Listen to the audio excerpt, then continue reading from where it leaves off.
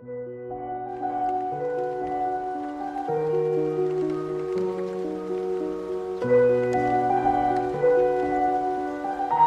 the morning of April 29, 1993, Shanghai police received a report that a sack was found floating near the banks of the Dujingpu River. When sanitation workers pulled it up to check, they found a naked female body inside.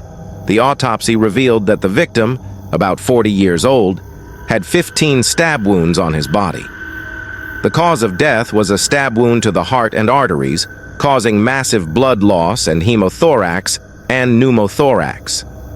The autopsy also showed that the victim had undergone cosmetic surgery to turn her single eyelid into a double eyelid, had her eyebrows tattooed, had her nails painted, and had her hair curled in a stylish French bun. Police determined that the victim paid a lot of attention to her appearance, probably frequented entertainment venues such as nightclubs, and spent lavishly. However, from the elastic band in her hair bun, the police assumed that her economic conditions were not very good and that she must have been a regular visitor to mid-range or low-end nightclubs.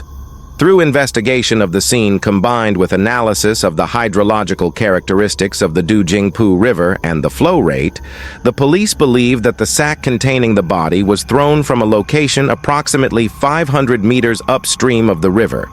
The time of dumping is speculated to be between 0:00 and 3:00 on April 29th. At the scene, apart from the sack containing the body, a hair tie, and a pair of white women's socks used to tie the mouth of the sack, nothing else of value was found. Police screened recently missing middle-aged women in 4 districts around the dump site who matched the body's features, questioning more than 7,000 people, but found no useful clues. Meanwhile, river salvage teams also found no additional evidence.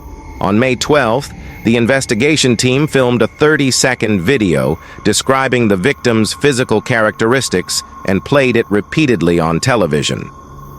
They quickly received a report that a woman named Truong Chu had been missing since leaving home on April 26th. Chu worked as a saleswoman and often did not return home for several days, so at first her family did not pay attention. It was only after Chu disappeared for more than 10 days that they thought of calling the police. Through identification, the victim was identified as Truong Chu, 42 years old, a part-time sales employee at an electronics factory in Shanghai, divorced for 8 years. Family members said that Chu dressed very fashionably, had savings, so lived quite comfortably, often went to bars and nightclubs to meet strange men. Due to the victim's complex social relationships and open sex life, police had difficulty identifying the men who had come into contact with Chu.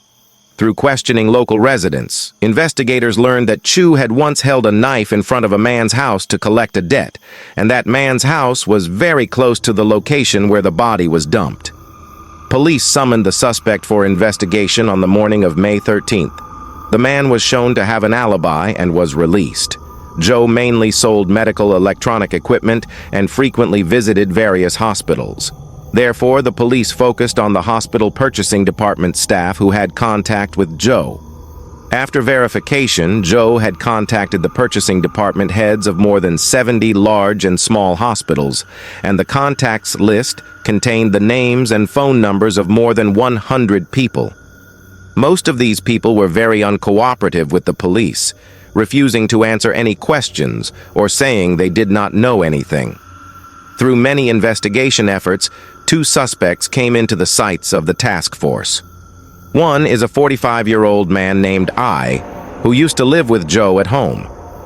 The two had a conflict because I could not stand Joe's strange lifestyle. On April 27th, I borrowed a cargo tricycle under the pretext of moving things. He was considered a suspect because he had a motive for the crime, the conditions for the crime, and the means to transport the body. However, after verifying I's whereabouts for 3 days from April 26 to April 29th, the police discovered that he did not have time to commit the crime, so he was removed from the list of suspects.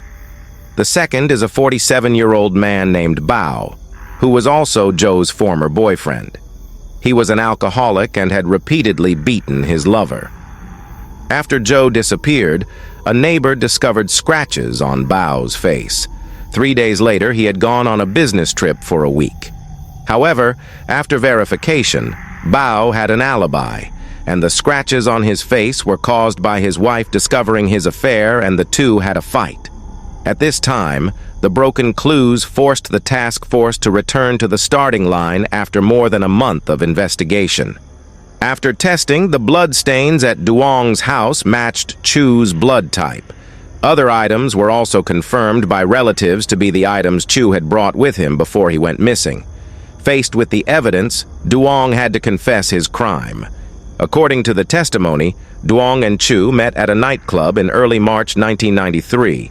Seeing Chu dressed fashionably and showing off his wealth, Duong had the idea of robbing him. On the evening of April 26, after having sex, Duong put sleeping pills in Chu's milk, tricked her into drinking it, and then committed the crime. In the early morning of April 27th, Duong put the victim's body in a sack, cycled the cargo bike to the riverbank, and went upstream to dispose of the body in a deserted place. After 98 days of investigation, the murder and body disposal case that had shocked Shanghai was solved. Duong was sentenced to death for intentional homicide and executed by firing squad. According to the household registration, the homeowner is Dai Phúc Duong, 47 years old, from Zhejiang province, who was sentenced to 7 years in prison for robbery and is currently unemployed. After his divorce 8 years ago, Duong has been seeing many women, often going to nightclubs and bars to hunt for prey and then bring them home to spend the night. Through photo identification, some witnesses recognized that Zhou had been to Yang's house. Therefore, Yang was considered the main suspect in the case, but he was not in Shanghai at the time. According to neighbors, Yang often left the city for half a month to a month. On July 26th, the task force received news that Duong had returned and immediately pursued him. But when they arrived, Duong had just left home. To avoid startling the snake, the police secretly monitored the area and waited for more than 20 days. At around 9 p.m. on August 3rd, after returning home after more than 20 days of wandering around, Duong was arrested. When questioned, he denied knowing Chu.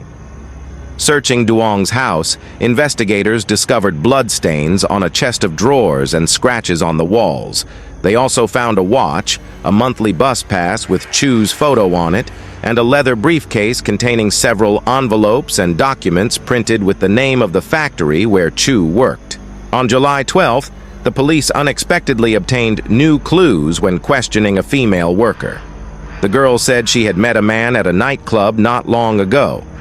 After getting to know him, he revealed that the woman found in the river was his ex-girlfriend, then sighed in sympathy.